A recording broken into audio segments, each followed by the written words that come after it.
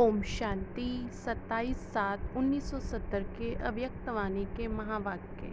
वाणी का सार है अव्यक्त बनने के लिए मुख्य शक्तियों की धारणाएं। आज बाप दादा किस रूप में देख रहे हैं, एक एक के मुखड़े के अंदर क्या देख रहे हैं जान सकते हो। हरेक कहाँ तक अव्यक्त मूर्त, आकर्षण मूर्त, अलौकिक मूर्त और हर्षित मूर्त बने हैं यह देख रहे हैं। चारों ही लक्षण इस मुखड़े से दिखाई पड़ते हैं। कौन कौन कहाँ तक बने हैं वह हरेक का मुखड़ा साक्षात्कार कराता है। जैसे दर्पण में स्थूल चेहरा देखते हैं वैसे दर्पण में ये लक्षण भी देखते हो। देखने से अपना साक्षात्कार क्या होता है। चारों लक्षण से विशेष कौन सा लक्षण अपने में देखते हो। अपने आप को देखने का अभ्यास हरेक को होना चाहिए। अंतिम स्टेज ऐसी होनी चाहिए जिसमें हरेक के मुखड़े में यह सर्व लक्षण प्रसिद्ध रूप में दिखाई पड़ेगा। अभी कोई गुप्त है, कोई प्रत्यक्ष है, कोई गुण विशेष है, कोई उनमें कम है, लेकिन संपूर्ण स्टेज में यह सभी लक्षण समान रूप में प्रत्यक्ष रूप में दिखाई देंगे, जिसमें सभी की नंबरवार प्रत्यक्षता होनी है। जितना जितना जिसमें प्रत्यक्ष रूप में गुण आते जाते हैं उतनी उतनी प्रत्यक्षता भी होती जा रही।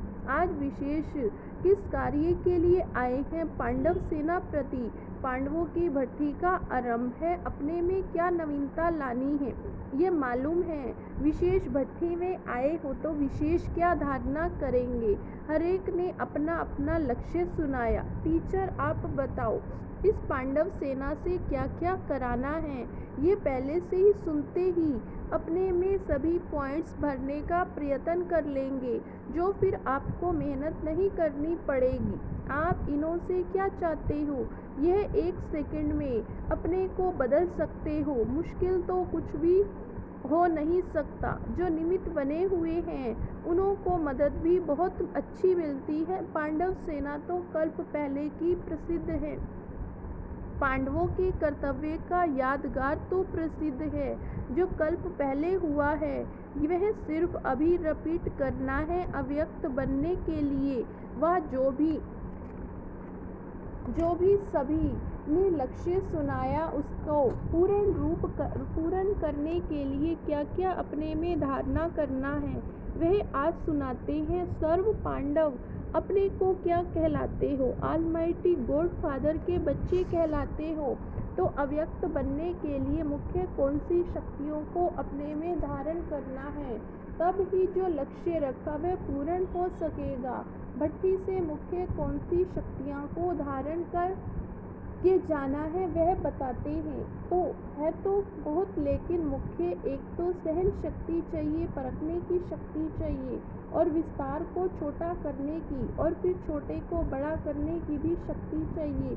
कहाँ विस्तार को कम करना पड़ता है और कहाँ विस्तार भी करना पड़ता है। समेटने की शक्ति, समाने की शक्ति, सामना करने की शक्ति और निर्णय करने की भी शक्ति चाहिए। इन सब के साथ साथ सर्व को स्नेही और सहयोगी बनाने की अर्थात सर्व को मिलाने की भी शक्ति चाहिए। यह सभी शक्तियाँ धारण करनी पड़े तब ही सभी लक्ष्य पूरे हो सकते हैं। हो सकते भी नहीं लेकिन होना ही है, करके ही जाना है। यह निश्चय बुद्धि के बोल है। इसके लिए एक बात विशेष है, रूहानियत भी धारण करनी है और साथ साथ ईश्वरीय रुहाब भी हो। यह दो बातें धारण करना, एक बात छोड़ना, वह कौन सी है? यह ठीक है। कहाँ कहाँ अपने में फेथ ना होने के कारण कई कार्य को सिद्ध नहीं कर सकते। इसलिए कहते हैं नीचपना छोड़ना है, रोब को भी छोड़ना है। दूसरा जो भिन्न भिन्न रूप बदलते हैं कब कैसे तो वह भिन्न भिन्न रूप बदलना छोड़कर एक अव्यक्त और अलौकिक रूप भट्टी से धारण करके जाना। अच्छा तिलक तो लगा हुआ है, अभी सिर्फ भट्टी की सौगात देनी है। वह क्या सौगात देंगे? तिलक लगा हुआ, ताजधारी भी हैं, वह ताज देना। अभी अगर छोटा ताज धारण किया तो भविष्य में भी कम पड़ जाएगी। भट्टी में विश्व महाराजन बनने के लिए आए हो। सभी से बड़ा ताज भी विश्व महाराजन का ही होता। उनकी क्या क्या जिम्मेवारियां होती, वह भी पाठ पढ़ना होता होगा। यह भी एक अच्छा समागम है। आपकी टीचर चंद्रमणि बड़ी हर्षित हो रही, क्योंकि देखती है हमारे सभी स्टूडेंट विश्व महाराजन बनेंगे। इस ग्रुप का नाम क्या है मालूम है? एक एक में विशेष गुण है, इसलिए यह विशेष आत्माओं का ग्रुप है। अपने को विशेष आत्मा समझते हो। देखा है ये किचन त्रिमूर्ति की चेन सौगात देते हैं। इस लक्ष्य को देख, ऐसा लक्षण धारण करने हैं। एक दो के संस्कारों को मिलाना और साथ साथ जो चाबी की निशानी दी है, अर्थात सर्व शक्तियाँ जो सुनाई हैं, उनकी चाबी लेकर ही जाना। लेकिन यह दोनों बातें कायम तब रहेंगी जब रचयिता और रचना का यथार्थ ज्ञान स्मृति में होगा। इसके लिए यह याद सौगात है। अपने को सफलता मूर्त समझते हो। सफलता अर्थात संपूर्ण गुण धारण करने हैं। अगर सर्व बातों में सफलता है तो उसका नाम ही संपूर्ण मूर्त है। सफलता के सितारे हैं। उसी समृद्धि में रह कार्य करने से ही सफलता का अधिकार प्राप्त होता है। सफलता के सितारे बनने से सामना करने की शक्ति आती है। सफलता को सामना पर रखने से समस्या भी पलट जाती है और सफलता प्रैक्टिकल में हो जाती है। समीप सितारों के लक्षण क्या होते हैं? जिसके समीप हैं उन समान बनना है। समीप सितारों में बाप दादा के गुण और कर्तव्य प्रत्यक्ष दिखाई पड़ेंगे। जितनी समीपता उतनी समानता देखेंगे। उनका मुखड़ा है बाप दादा के प्रत्यक्ष कराने का दर्पण होता। उसको बाप दादा का परिचय देने का प्रयत्न कम करना पड़ता है, क्योंकि यह स्वयं ही परिचय देने की मूर्त होते हैं। उनको देखते ही बाप दादा का परिचय प्राप्त हो जाता। सर्विस में ऐसा प्रत्यक्ष सबूत देखेंगे, भल देखेंगे आप लोगों को, लेकिन आकर्षण बाप दादा की तरफ होगी। इसको कहा जाता है सन शोज फादर। स्नेह समीप लाता है। अपने स्नेह के मूर्त को जानते हो। स्नेह कभी गुप्त नहीं रह सकता। स्नेह के हर कदम से जिससे स्नेह है उसकी छाप देखने में आती है। जितना हर्षित मूर्त उतना बना साकार कर्तव्य में आना है। अंतर्मुखी और एकांतवासी यह लक्षण धारण करने जो लक्ष्य रखा है उसकी सहज प्राप्ति हो सकती। साधन से सिद्धि होती है ना। सर्विस में सदैव संपूर्ण सफलता के लिए विशेष किस गुण को सामने रखना पड़ता है? साकार रूप में विशेष किस गुण के होने के कारण सफलता प्राप्त होती? उदार चित्त। जितना उदार चित्त उतना सर्व के उद्धार करने का निमित्त बन सकते हैं।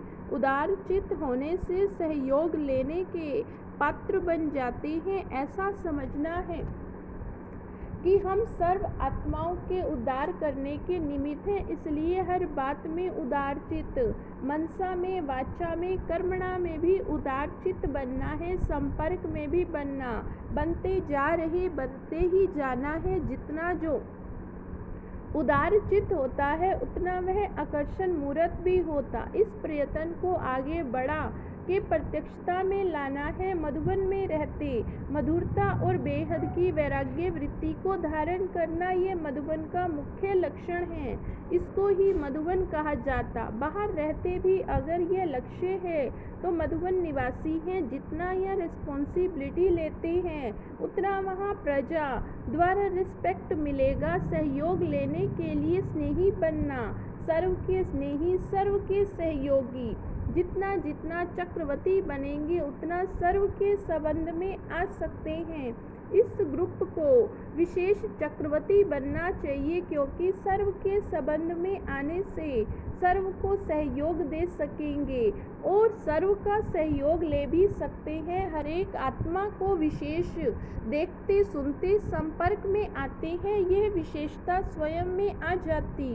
प्रैक्टिकल में सर्व का सहयोगी बनना है। इसके लिए पांडव सेना को चक्रवर्ती बनना पड़ेगा।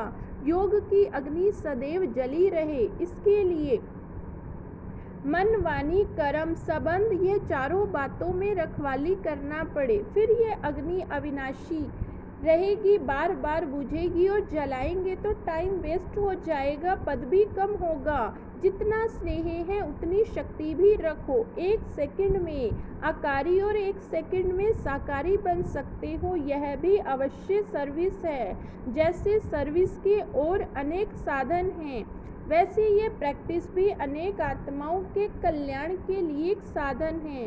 इस सर्विस से कोई भी आत्मा को आकर्षित कर सकते हो। इसमें कुछ खर्चा भी नहीं, कम खर्च वाला मशीन। ऐसी योजना बनाओ। अभी हर एक में कोई ना कोई विशेष शक्ति है, लेकिन सर्व शक्तियाँ आ जाएंगी, फिर क्या बनेंगे मास्टर? सर्वशक्तिमान। सभी गुणों में श्रेष्ठ बनना है। इष्ट देवताओं में सर्व शक्तियाँ समान रूप में